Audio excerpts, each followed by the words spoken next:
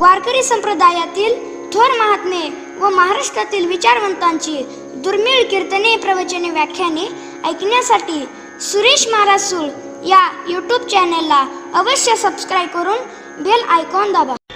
आपण नेहमी चिंतन करत असतो, अशी एखादी व्यक्ती असते जीवनात काहीच परमार्थ केला नाही, खाऊ नये ते खाल्लं, पिऊ नये ते प्याला आणि एकादशी दिवशी मेला.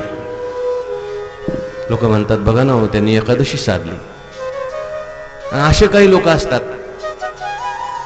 परमार्थ जन्मभर करतात, त्यांना शेवटी कॅन्सर होतो. रामकृष्ण परमहंस त्यांना काय झालं, शेवटी कॅन्सर झाला गळ्याचा. तो पण मोठे मोठे व्यक्ती असतात, त्यांना असे रोग होतात की शेवटी मरताना ते हॉस्पिटलमध्ये जातात, अपघातात जातात. काही लोक म्हणतात का हो, त्यांनी एवढं केलं, त्यांना असं का झालं, आणि यांनी काहीच नाही केलं आणि यांनी एकादशी साधली. तेव्हा यांनी जरी एकादशी साधली असली तरी सुद्धा जन्मभर वाईट केलेलं असल्यामुळे त्याला सद्गती मिळत नाही. आणि हे जरी आरडत ओरडत मरण पावले असले, आजाराने जरी गेलेले असले, तर जन्मभर परमार्थ केलेला असल्यामुळे देव त्यांना सद्गती देतो. तुम्ही म्हणाल कशावरून? याच्याकरता उदाहरण आहे, ते म्हणजे भीष्माचार्यांचं. भीष्माचार्यांचं उदाहरण आहे. श्रीमद भगवद्गीतेमध्ये अर्जुनाने भगवंताला प्रश्न विचारलाय.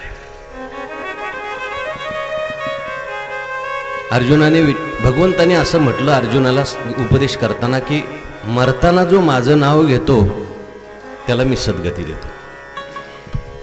अंतकाले च मामेव स्मरण मुक्त्वा कलेवरम. तर भगवान परमात्मा अर्जुनाला म्हणतात, अंतकाळाच्या वेळेस माझं स्मरण घडलं पाहिजे बुवा, त्याच्याशिवाय उद्धार नाही. आता ज्ञानेश्वरीमध्ये ज्ञानेश्वर महाराजांनी अर्जुनाच्या मुखामध्ये या श्लोकावर एक शंका घातली. अर्जुन भगवान परमात्म्याला म्हणायला लागले, देवा तू म्हणतो अंतकाळाच्या वेळेस माझं स्मरण करा, पण अंतकाळ एवढा सोपा आहे का? आम्ही लोकांचा अंतकाळ पाहतो देवा, काय अवस्था होते. बोलायचं तर जाऊ द्या, पण त्याला पाहिल्यावर आपल्याला भीती वाटते. कंठावरुद्ध झालेला असतो, काही सुचत नाही, काही स्मृती गेलेली असते. अंतकाळाच्या वेळेस माणसाला स्मृती नसते. कोणाचं शरीर आजाराने पडतं, कोणाचं शरीर त्या ठिकाणी बुद्धी गेलेली असते. मग तू म्हणतो की माझं नाव घ्यायचं, मग भक्ताला जर समजा तुझं नाव आठवलंच नाही तर काय होईल? तर त्याचं उत्तर 9व्या अध्यायातल्या या कितव्या श्लोकात दिले? अनन्य चेता सततम. कितवा? 21व्या श्लोकात दिले. भगवंतानी काय उत्तर दिले? अनन्य चेता सततम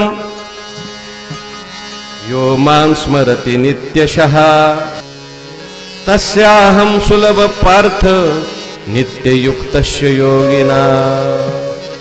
भगवान परमात्मा म्हणतात, ज्याने माझं जन्मभर भजन केलं त्याला मी सुलभ होतो.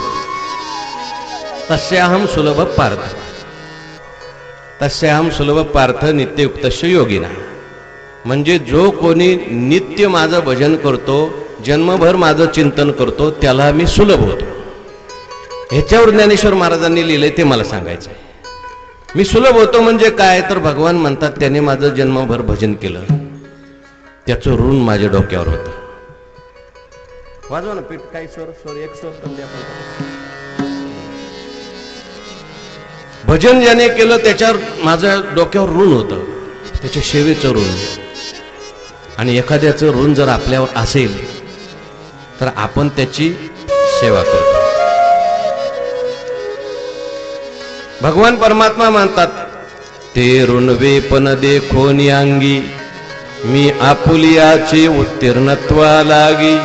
भक्ताची तनुत्यागी परिचर्या करी देह वैकल्याचा वारा झने लागेल या सुकुमारा मनोनी आत्मबोधाचे पांजिरा स्वीतयाती. त्याच्या ऋणातून मुक्त होण्याकरता भगवान म्हणतात मी त्याच्या भोवती पिंजरा तयार करतो. कसला पिंजरा? शरीराकरता नाही, त्याचं जे मन आहे त्या मनाकरता मी आतमध्ये पिंजरा तयार करतो. समजा बाहेर जरी आघात आलेला असेल, बाहेर जरी अपघात झालेला असेल, बाहेर जरी रोगाने तो आरडत ओरडत असेल, तरी आत मी त्याची अशी बुद्धी तयार करतो की आतल्या आत तो माझं स्मरण करतो. बाहेर तो आरडत असेल पण मन मात्र त्याचं स्मरण करायला लागतं आपोआप अंतकाळाच्या वेळेस. आणि ही बुद्धी देण्याचं काम मी करतो. तेषां सततयुक्तानां भजतां प्रीतिपूर्वकं दधामि बुद्धियोगं तं येन मामुपयान्ति ते. तेषामेवानुकंपार्थं महमज्ञानजं तमः नाशयाम्यात्मभावस्तो ज्ञानदीपेन भास्वता. भगवान परमात्मा म्हणतात बाहेर कशी अवस्था असू द्या पण आत त्याची बुद्धी कशी तयार करायची माझ्या हातात असतं. मी त्याची बुद्धी आत अशी तयार करतो की तो माझं चिंतन करील. आणि त्याच्यामुळे तो जरी बाहेर कशाही संकटात गेला, आरडत ओरडत गेला, तर त्याला शेवटी माझीच काय होते. म्हणून अनेक प्रसंगामध्ये आपल्याला एक मार्गदर्शन म्हणून भक्तांचं चरित्र उपयोगी पडतं. अनेक चरित्र सांगितली आणि शेवटी भीष्माचार्यांचं चरित्र सांगितलं.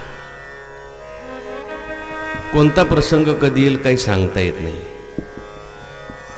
दुःखामध्ये कसं शांत राहायचं द्रौपदीचं चरित्र सांगितलं, उत्तरेचं चरित्र सांगितलं. दुःखामध्ये भगवंताचं विस्मरण होऊ द्यायचं नाही याच्याकरता उत्तरेचं चरित्र सांगितलं. दुःखामध्ये सुद्धा शांत राहायचं द्रौपदीचं चरित्र सांगितलं. पण सुखाचा प्रसंग आल्यानंतर देवाला विसरायचं नाही हे शिकवण्याकरता कुंतीचं चरित्र सांगितलं.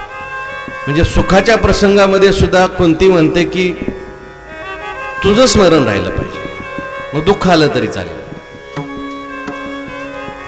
आणि असाच प्रसंग पुढे येतो तो म्हणजे एखादा अपघाताचा प्रसंग. काही लोकांना एखादी जर अपघाताची घटना घडली ती ऐकल्याबरोबर सुद्धा त्या ठिकाणी हृदयविकाराचा झटका येतो, अटॅक येतो. का? कधी ऐकलंच नाही. अपघात म्हणजे काय, आजार म्हणजे काय. आजाराच्या संबंधाने मानसिक धैर्य नाही, अपघाताच्या संबंधाने मानसिक धैर्य नाही. ह्या सगळ्या गोष्टी कधी कधी आपल्या जीवनात घडू शकतात. प्रसंग येणं आपल्या हातात नाही, पण आपल्या आलेल्या प्रसंगामध्ये शांत समाधानी राहणं आपल्या हातात आहे. एक परमार्थ करणाऱ्या बाई होत्या आणि त्यांचा अपघात झाला आणि दोन्ही पाय मोडले. त्यांना चालता सुद्धा यायचं नाही, एका जागेवरच बसून जन्मभर परमार्थ केला. लोक भेटायला जायचे, बाई तुम्ही जन्मभर परमार्थ केला आणि तुमचं देवाने असं का केलं? अशा वेळेस लोकांना जास्त कळवळा सुटतो. तुमचं असं नव्हतं व्हायला पाहिजे. ती म्हटली, हे बा, माझा अपघात झाला, माझे पाय गेले, हे माझ्या प्रारब्धाचं फळ आहे. माझ्या परमार्थाचं फळ काय सांगू का तुम्हाला? म्हटले सांगा. अशाही अवस्थेमध्ये मी देवाचं नामस्मरण करते ना, आनंदी आहे, हे माझ्या परमार्थाचं फळ. मला असं वाटतंय बरं झालं देवाने माझे पाय घेतले, आता फिरायचा प्रश्नच राहिला नाही. मी आपलं देवाचं जास्तीत जास्त चिंतन करेन. याचा अर्थ देवाला प्रार्थना करायची नाही माझे पाय मोडू दे म्हणून. पण समजा असा प्रसंग जर झालाच तर ही एक आपल्या मनाला कितीतरी धीर देणारी गोष्ट आहे. रडत बसण्यापेक्षा, देवाने माझं काय चांगलं केलंय म्हणण्यापेक्षा, अशी एक दृष्टी आपल्याला या प्रसंगातून दिसून येते. आपण नेहमी चिंतन करत असतो. अशी एखादी व्यक्ती असते जीवनात काहीच परमार्थ केला नाही, खाऊ नये ते खाल्लं, पिऊ नये ते प्याला आणि एकादशी दिवशी मेला. लोक म्हणतात बघा ना हो, त्यांनी एकादशी साधली. आणि असे काही लोक असतात परमार्थ जन्मभर करतात, त्यांना शेवटी कॅन्सर होतो. रामकृष्ण परमहंस त्यांना काय झालं, शेवटी कॅन्सर झाला गळ्याचा. तो पण मोठे मोठे व्यक्ती असतात, त्यांना असे असे रोग होतात की शेवटी मरताना ते हॉस्पिटलमध्ये जातात, अपघातात जातात. काही लोक म्हणतात का हो, त्यांनी एवढं केलं, त्यांना असं का झालं, आणि यांनी काहीच नाही केलं आणि यांनी एकादशी साधली. तेव्हा यांनी जरी एकादशी साधली असली तरी सुद्धा जन्मभर वाईट केलेलं असल्यामुळे त्याला सद्गती मिळत नाही.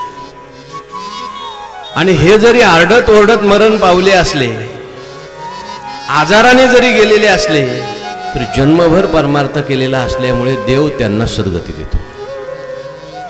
तुम्ही म्हणाल कशावरून? याच्याकरता उदाहरण आहे, ते म्हणजे भीष्माचार्यांचं. भीष्माचार्यांचं उदाहरण आहे.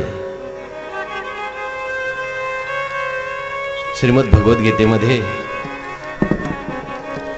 अर्जुनाने भगवंताला प्रश्न विचारलाय.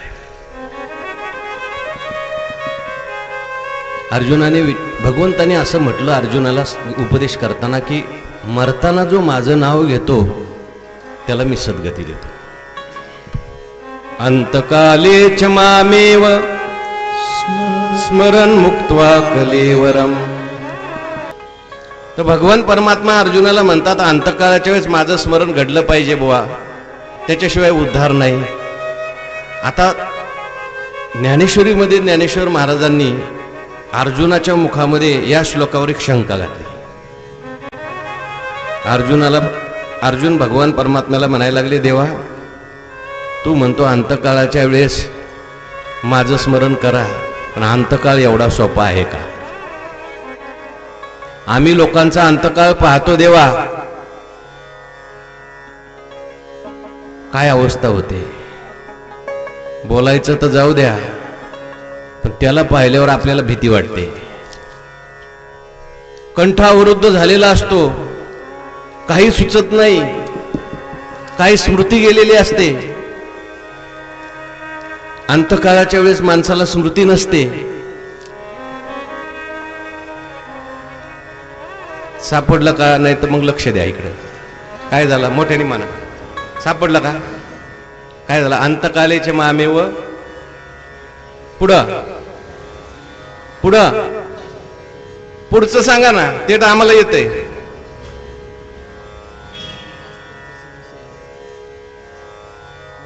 यप्रयाति समद्भावम याति नास्त्यत्र संशया. यप्रयाति मद्भावम नव्हते म्हणले तुम्ही. अंतकालेच मामेव स्मरण मुक्त्वा कलेवरम यप्रयाति समद्भावम याति न अस्ति तत्र संशया.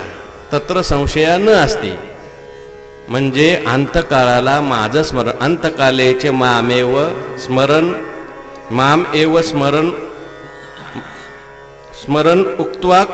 मुक्त्वा कलेवरम म्हणजे अंतकाळाच्या वेळेस माझं स्मरण करून जो शरीर सोडतो, सह मद्भावम याती म्हणजे तो माझ्या भावाला प्राप्त होतो. तत्र संशया न असती त्या ठिकाणी संशय नाही, असा अर्थ आहे. अंतकाळाच्या वेळेस माझं स्मरण जो करतो तो माझ्या भावाला प्राप्त होतो, म्हणजे माझ्या स्वरूपाला प्राप्त होतो, त्या ठिकाणी कोणताही संशय नाही, असा अर्थ आहे. पण ह्याच्यावर शंका ज्ञानेश्वर महाराजांनी निर्माण केली अर्जुनाच्या मुखातून. अर्जुन म्हणायला लागला, देवा अरे मरण काळ एवढा सोपा आहे का? मरताना तोंडात देवाचं नाव येत असताना स्मृती असली पाहिजे, तब्येत चांगली असली पाहिजे. आम्ही मरण पाहतो लोकांचं,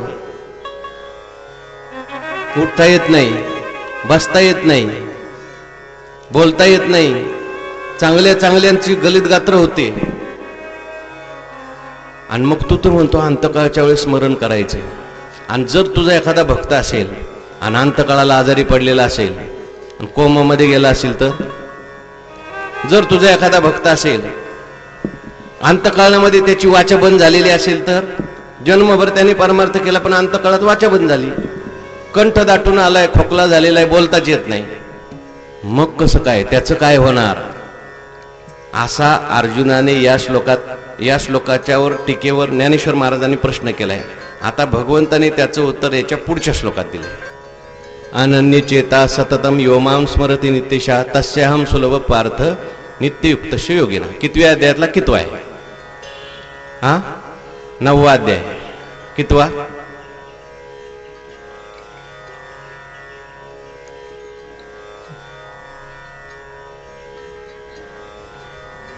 नवव्या अध्यायातला 21वा श्लोक. त्याच्या अगोदरचा सांगा बरं.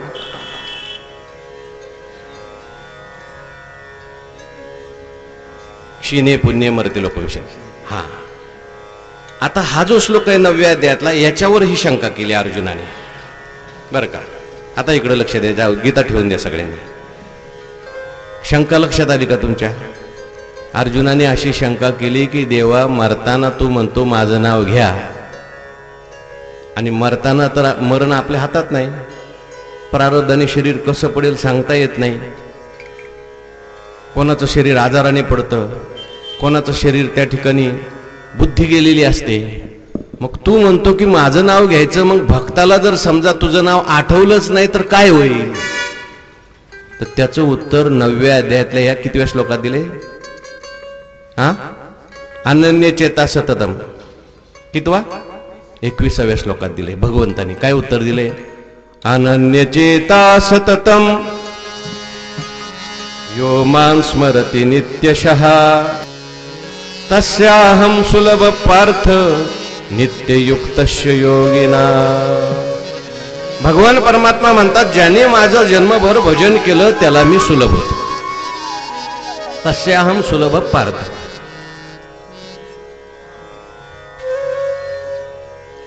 आणि मला हा श्लोक पाहिजे. अनन्य चेता सततम यो मां स्मरति नित्यशः तस्याहं सुलभ पार्थ.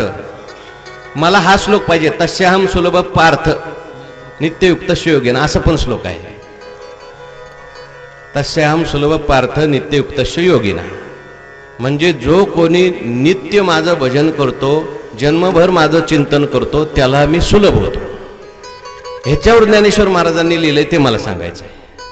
मी सुलभ होतो म्हणजे काय? तर भगवान म्हणतात, त्याने माझं जन्मभर भजन केलं, त्याचं ऋण माझ्या डोक्यावर होतं. वाजवा ना पीठ. काही स्वर एक स्वर पण द्या.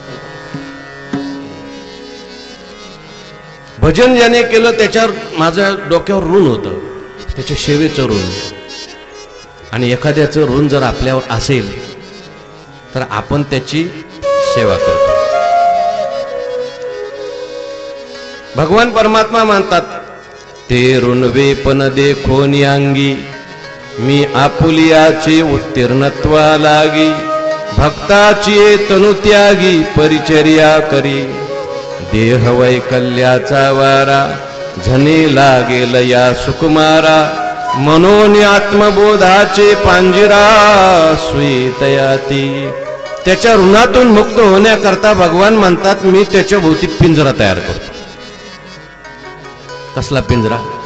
शरीराकरता नाही, त्याचं जे मन आहे त्या मनाकरता मी आतमध्ये पिंजरा तयार करतो.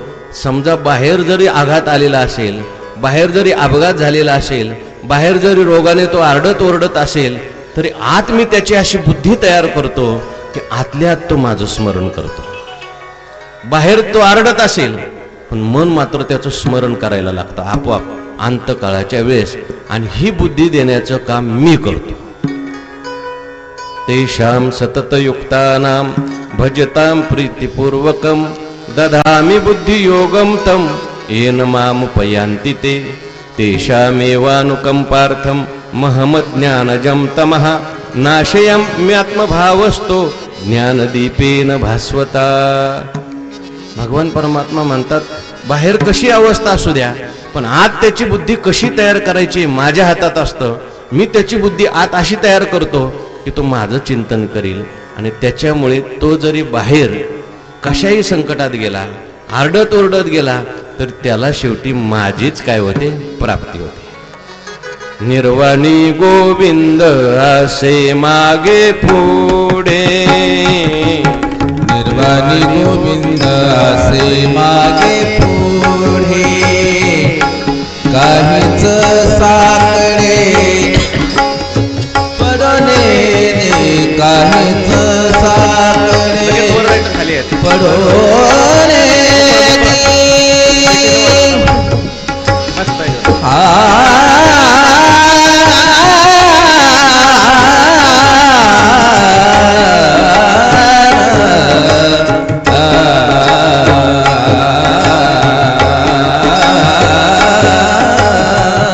निर्वाणी विषय तो त्यांचा झाला नारायण, विषय तो त्यांचा झाला असं कोणाच्या जीवनात घडलं त्याच्याकरता उदाहरण म्हणून भीष्माचार्यांचं आहे. भीष्माचार्यांनी जन्मभर भगवंताचं चिंतन केलं, पण भीष्माचार्यांचं प्रारब्ध असं विचित्र होतं की भीष्माचार्यांना कौरवांच्या बाजूने लढावं लागलं. देह कुठे जरी असला तरी सुद्धा मनाने आपण भगवंताचं चिंतन करू शकतो. म्हणून भीष्माचार्यांनी विचार केला, चालू जाऊ द्या, माझा देह कौरवांच्या बाजूने गेला, पण मनाने मी देवाचं चिंतन करणार. दुष्ट लोकांच्यात कधी कधी देहाने आपल्याला राहावं लागतं, पण मनाने आपण देवाचं चिंतन करू शकतो. म्हणून भीष्माचार्यांनी मनाने भगवंताचं चिंतन केल्याचा परिणाम स्वतः भगवान परमात्मा पांडवांना घेऊन कुरुक्षेत्रावर आले. भीष्माचार्य शरपंजरी पडलेले होते, उठता येत नव्हतं, बसता येत नव्हतं, फक्त बोलता येत होतं. घोड्यांच्या टापांचा आवाज ऐकला, रथाचा आवाज ऐकला, भीष्माचार्यांची अशी मान होती ती फक्त अशी. समोरून पाहिलं तर रथ आला, पांडव खाली उतरले आणि भगवान परमात्मा उतरलेले पाहिले भीष्माचार्यांनी.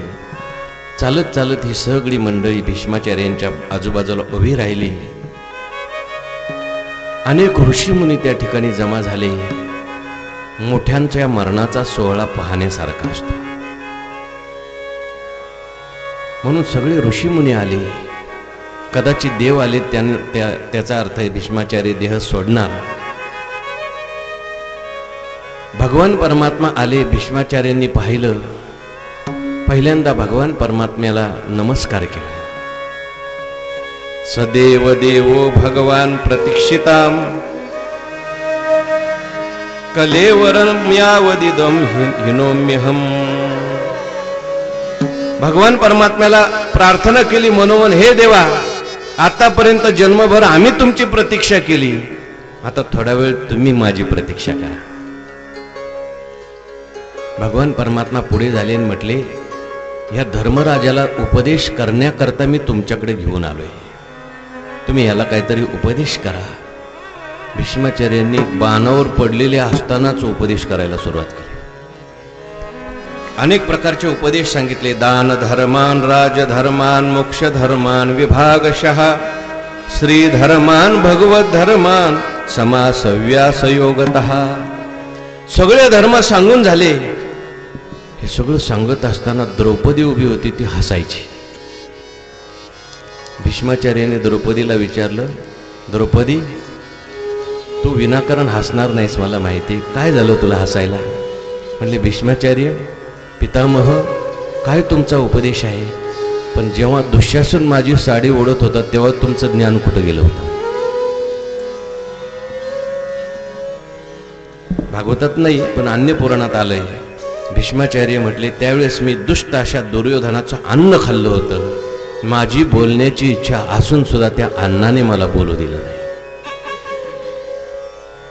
कारण त्याचं अन्न खात होतं ते दुष्टाचं अन्न असल्यामुळे माझी जीभच ओढत नव्हती. आज अर्जुनाचं बाण लागले, सगळं रक्त निघून गेलं, शरीरातल्या त्या अन्नाचं रक्त निघून गेलं. आज माझी बुद्धी शुद्ध झाली, म्हणून आज मी हे उपदेश करतोय, हे ज्ञान सांगतोय. पण हे देवा, भीष्माचार्यांना द्रौपदीने नमस्कार केला. त्याच्यानंतर भीष्माचार्य म्हटले, झालं का तुमचा उपदेश? धर्मराज म्हटले, नाही, थांबा, हे सगळे तुम्ही धर्म सांगितले, पण असा एक धर्म सांगा की सगळ्यांना आचरण्याकरता सोपं आहे. ज्या धर्माचं पालन केल्यानंतर जे केल्यानंतर दुसरं काहीच करायचं शिल्लक राहत नाही असा धर्म सांगा. भीष्माचार्य म्हटले मग असा एकच धर्म आहे ते म्हणजे देवाचं नाव. किती नावं देवाची सांगावी? भीष्माचार्यांनी 1000 नावं सांगितली. त्याला विष्णू सहस्रनाम असं म्हणतात. काहीच नाही तुम्हाला करता आलं ना, एवढी देवाची विष्णू सहस्रनाम रोज म्हणत जा. एखाद्याचा मृत्यू जर लवकर होत नसेल, मरताना त्याला जर खूप त्रास होत असेल तर विष्णू सहस्रनाम त्याच्यासमोर म्हणायचं. किंवा एका ग्लासामध्ये पाणी घ्यायचं, त्याच्यात विष्णू सहस्रनाम, ते पाण्यावर हात ठेवायचा आणि विष्णू सहस्रनाम म्हणायचं आणि ते पाणी त्या माणसाला पाजायचं. त्याचा मृत्यू सुखद होतो बरं का. तेव्हा अशा प्रकारे विष्णू सहस्रनाम सांगितल्यानंतर मात्र सगळे धर्मराज वगैरे तृप्त झाले. म्हटले बास, तुमचा उपदेश ऐकला, आम्ही कृतार्थ झालो. म्हटले आता तुमचं झालं ना काम, आता माझं काम राहिलंय. म्हणून भगवंताला सांगितलं, देवा आता तुम्ही जरा असे माझ्या समोर या. कृष्ण परमात्मा समोर आले आणि आल्यानंतर भगवान परमात्म्याचा चेहरा थोडासा पडला. आपला भक्त चालला म्हणून देवाचा चेहरा पडला होता. भगवान परमात्म्याला भीष्माचार्य म्हणायला लागले, मीच चाललोय का तुम्ही चाललाय देवा? मीच चाललोय, माझा चेहरा हसरा, तुमचा चेहरा असा रडका का? थोडा हसा देवा. हसा म्हटल्यानंतर भगवान परमात्मा हसायला लागले. कारण भीष्माचार्य देवाला म्हणतात, देवा तुमच्या कृपेने मला ज्ञान झालंय. न जायते म्रियते वा कदाचित् नायं भूत्वा भविता वा न भूयात् अजो नित्य शाश्वतोऽयं पुराणो न हन्यते हन्यमाने शरीरे नैनं छिन्दन्ति शस्त्राणि नैनं दहति पावकः न चैनं क्लेदयत्यापो न शोषयति महाभूतः. मला तुमच्या कृपेने ज्ञान झालंय, मी म्हणजे हे काही शरीर नाही. जसं आकाशामध्ये सूर्य आहे आणि त्याची प्रतिबिंब डबक्यामध्ये पडलेली असतात. एखाद्या डबक्यातलं पाणी हलायला लागलं तर त्या प्रतिबिंब हलतं. प्रतिबिंब हलतं का सूर्य हलतो वरती? प्रतिबिंब हलतं. बिंब जसंच्या तसंच आहे, प्रतिबिंब हलतं. आणि कदाचित त्या डबक्यातलं जर पाणी संपलं तर प्रतिबिंब कुठं जातं? प्रतिबिंब बिंबरूप होतं. खरं तर प्रतिबिंब नाहीत, खोटच आहे, भास आहे. तसं सूर्य म्हणजे आत्मा, आपलं अंतःकरण म्हणजे डबकं, आणि त्या आत्म्याचं प्रतिबिंब म्हणजे जीव आहे. हे आभासिक आहे, काल्पनिक आहे. अंतःकरण चंचल झालं की त्याला वाटतं मी चंचल झालो. अंतःकरण दुःखी झालं की त्याला वाटतं मी दुःखी झालो. अंतःकरण त्या ठिकाणी सुखी झालं की त्याला वाटतं मी सुखी झालो. अंतःकरणाचे धर्म म्हणजे डबक्याचे धर्म आपल्यावर घेण्यासारखं आहे वास्तविक पाहता. किंवा ज्यावेळेस शरीर त्या ठिकाणी पडतं त्यावेळेस अंतःकरणामध्ये आभास ग्रहण करण्याची योग्यता संपते आणि प्रतिबिंब जे असतं ते बिंबरूप होऊन जातं. ज्ञान झाल्यावर प्रकार. ज्ञान झालं म्हणजे अंतःकरण रूपी प्रतिबिंब संपलं, ते बिंबरूप झालं. भीष्माचार्य म्हणतात, मी जिवंत असतानाच निश्चय केलाय, मी म्हणजे प्रतिबिंब नाही तर मी म्हणजे बिंब आहे.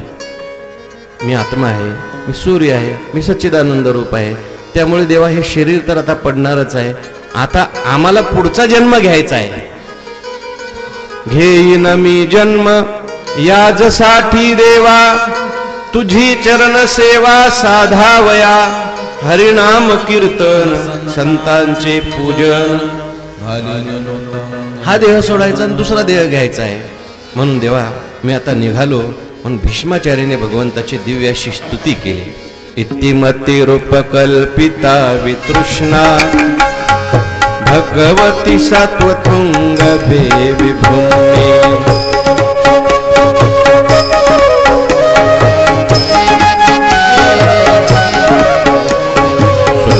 मुपगते क्वचिद् विहर्तुं प्रकृतिमुपेष्य यद्भव प्रवाह. त्रिभुवनकमनं तमालवर्णं रविकर गौरवाम्बरं दधाने. लखकुलाव्रताननाभ्यं विजय सखे रतिरश्मिन वस्यः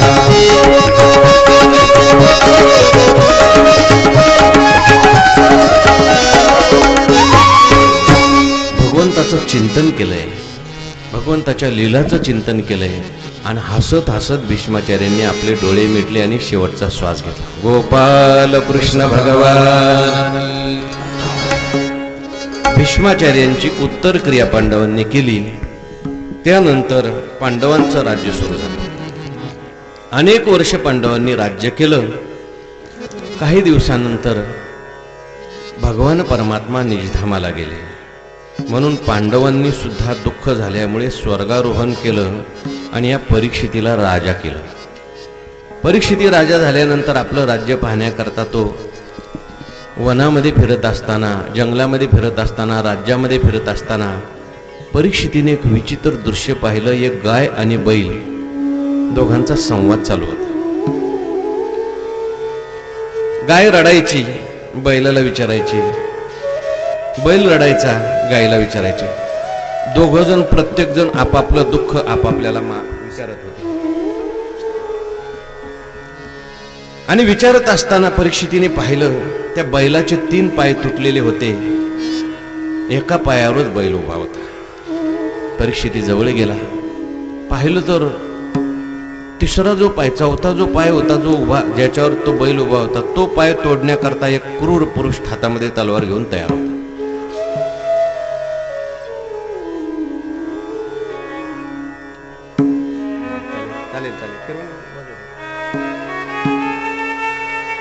तो पाय जो होता तो तोडण्याकरता क्रूर पुरुष तयार होता. परीक्षितीला असं वाटलं, माझ्या राज्यामध्ये गायी आणि बैल यांना त्रास देणार हा कोण? जवळ गेला आणि त्या गायीचं आणि बैलाचं बोलणं ऐकल्यानंतर परीक्षितीच्या लक्षात आलं, ही सामान्य गाय नाही, बैल नाही. गाय म्हणजे होती पृथ्वी आणि बैल म्हणजे धर्म होता. गाय ही पृथ्वीचं प्रतीक आहे आणि बैल हे धर्माचं प्रतीक आहे.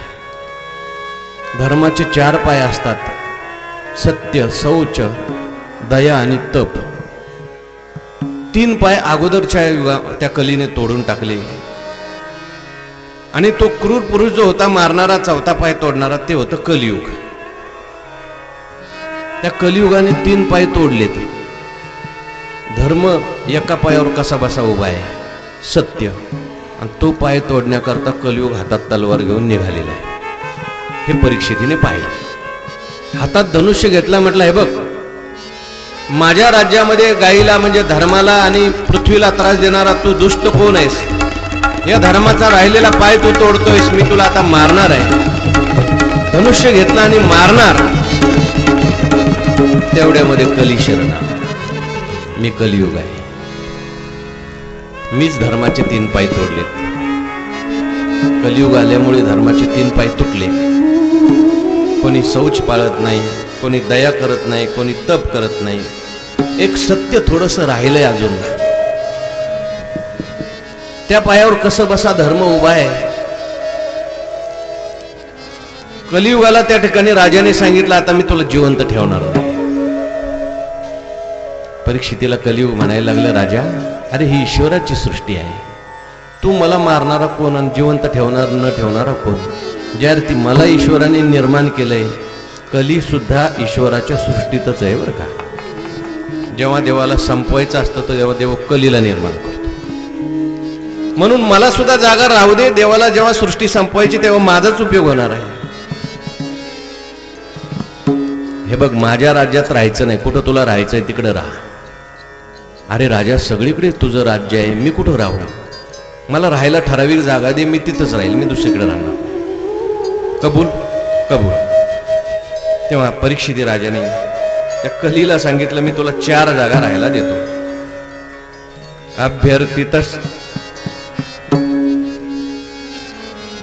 अभ्यर्थितस्तदा तस्मै स्थानानि कलये ददौ द्यूतं पानं श्रियशूना यत्रा धर्मश्चतुर्विधा. जा म्हणे, जिथं लोक द्यूत कर्म खेळतील, व्यसन करतील, व्यभिचार हिंसा करतील, या 4 जागेवर तू राहायचं. तो म्हटला या सगळ्या जागा मला तू दिल्या, पण ह्या सगळ्या वाईट जागा दिल्या, एखादी चांगली जागा दे. तेव्हा राजाने सांगितलं, अनितीने आणलेलं सुवर्ण असेल त्याच्यामध्ये जाऊन तू राहा, अनितीने आणलेलं धन असेल त्याच्यात जाऊन तू राहा. थोडक्यात काळा पैसा असेल तिथे जाऊन तू राहा. परीक्षितीला खूप आनंद झाला. तो म्हणायचा, कलीला खूप आनंद झाला. तो म्हटला आता सगळ्यांच्या घरात आपल्याला जाता, सगळ्यांच्या म्हणजे बऱ्याच जणांच्या घरात जाता येईल. म्हणून आनंदाने ते कलियुग निघून गेलं. एक दिवशी हा परीक्षिती राजा आपल्या कोशागारामध्ये आपल्या पूर्वजांनी काय काय ठेवलंय म्हणून सगळं साहित्य पाहत असताना एक भली मोठी पेटी उघडली.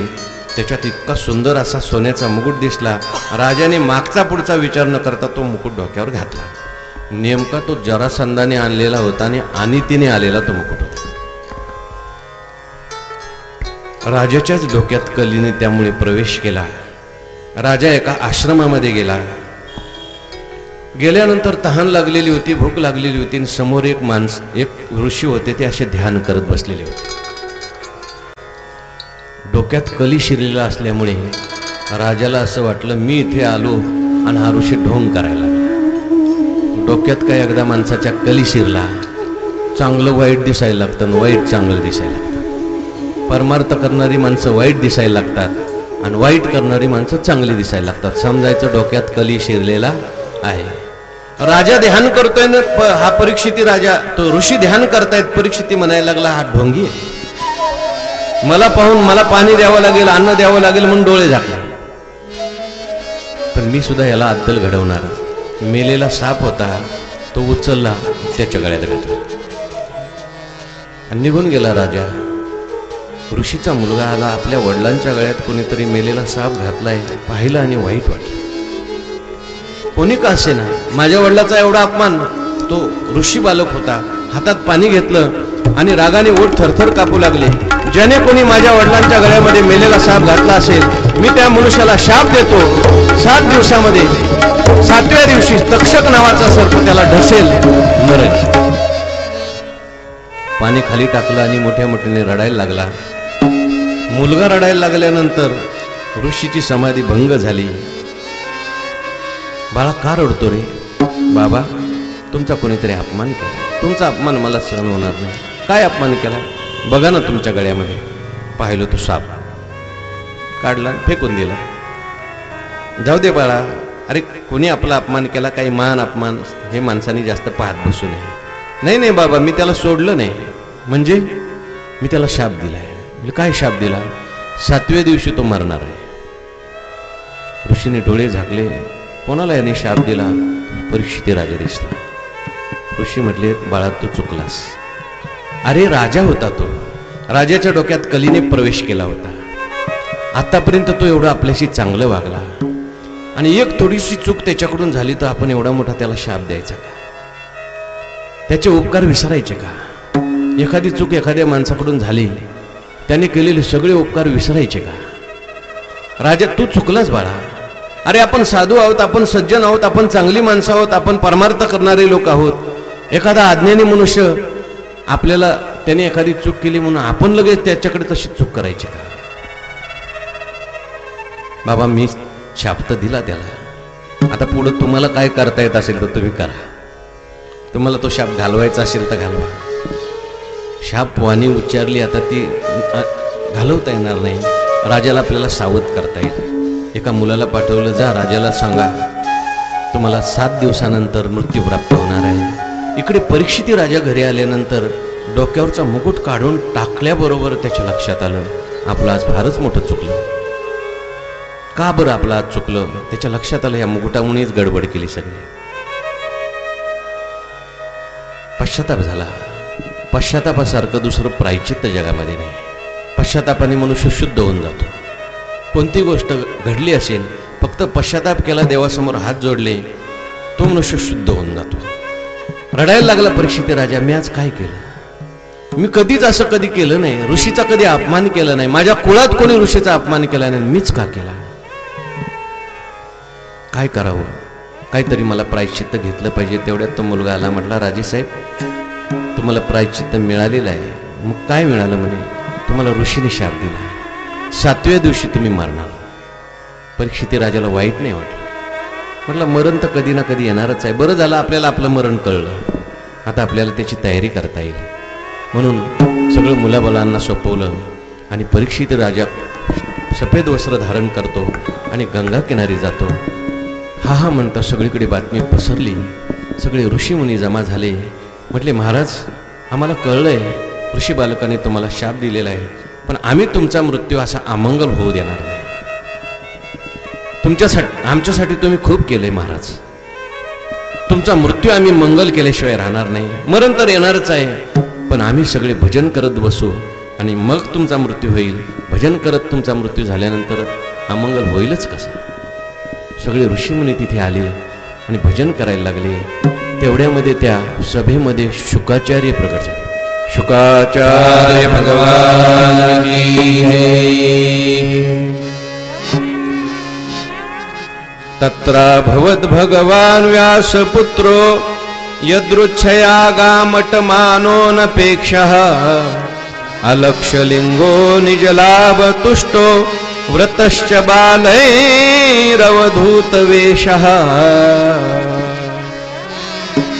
अवधूत वेश, दिगंबर, कुरळे केश, मेघश्याम वर्ण, आजूबाजूला मुळं वेडा वेडा म्हणून त्यांच्या मागं लागलेले. पण शुकाचार्य आल्याबरोबर सगळे ऋषी मुनी उठून उभे राहिले. उच्च आसन दिलं. आसनावर बसले शुकाचार्य. परीक्षित राजा खाली बसला. शुकाचार्याने असा हात केला आणि सगळ्यांनी भजन थांबवलं. थांबवल्यानंतर परीक्षित राजा म्हणायला लागला, महाराज, माझ्यावर तुम्ही कृपा केली. अशा वेळेस तुम्ही आले, मला दर्शन दिलं. आपल्यासारखे योगी कोणाच्या घरी कधी येत नाहीत, जात नाहीत, बसत नाहीत, आणि मला तर तुम्ही उपदेश करायला आले. शुकाचार्य म्हटले, राजा, पांडवांच्या यज्ञातलं एक शीत अन्न खाल्लं. ते उपकार माझ्यावर तुझ्या कुळाचे आहेत. मी तुझा मृत्यू मंगल करणार आहे. म्हणून शुकाचार्य त्या ठिकाणी राजाला म्हणू लागले, राजा, तुला काय विचारायचे विचार. परीक्षित राजाने विचारलं, महाराज, मरणाच्या भीतीतून मुक्त होण्याकरता काय केलं पाहिजे? कोणाचा जप करायचा, कोणाचं स्मरण करायचं, काय करायचंय मला सांगा, आणि काय करायचंय मला, काय करू नये मला सांगा, कारण माझ्यासाठी 7च दिवस शिल्लक राहिले. शुकाचार्य म्हणले, राजा, घाबरू नको. अरे 7 दिवस भरपूर झाले. 1 तास उरला खटवांग रायाशी, 1 तास उरला खटवांग रायाशी. भागदशा कैसी प्राप्त झाली, भागदशा कैसी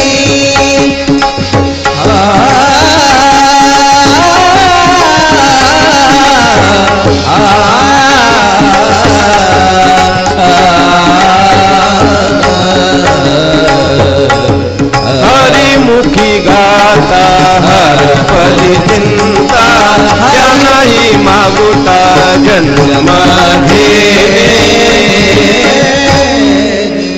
अरे 1 तासातच खटवांग नावाच्या राजाने मुक्ती प्राप्त करून घेतली. तुला तो 7 दिवस आहे, कशाला घाबरतो? मी तुला असा ग्रंथ सांगतो राजा, असं चरित्र सांगतो, मरण आलं तरी सुद्धा तुला त्याचं भीती वाटणार नाही. म्हणून परीक्षित राजाला शुकाचार्यांनी श्रीमद भागवतातली चरित्र सांगितली, ज्याच्यामुळे परीक्षित राजा मरणाच्या भीतीतून मुक्त झाला. कसं सांगितलं, काय सांगितलं, त्याचं चिंतन आपल्याला उद्याच्या कथेमध्ये करायचं आहे. आज थोडासा आपल्याला वेळ झाला. 5:30ला कथा संपवायला पाहिजे होती, परंतु 6 वाजले. आपण याच ठिकाणी आज थांबणार आहोत. 2 मिनिट भगवंताचं नामस्मरण. श्री कृष्ण गोविंद हरे मुरारे, नाथ नारायण वासुदेवा. कृष्ण आरतीची तयारी करा, सर्वांनी उभं राहा, आरती करा. नाथ नारायण वासुदेवा. श्री कृष्ण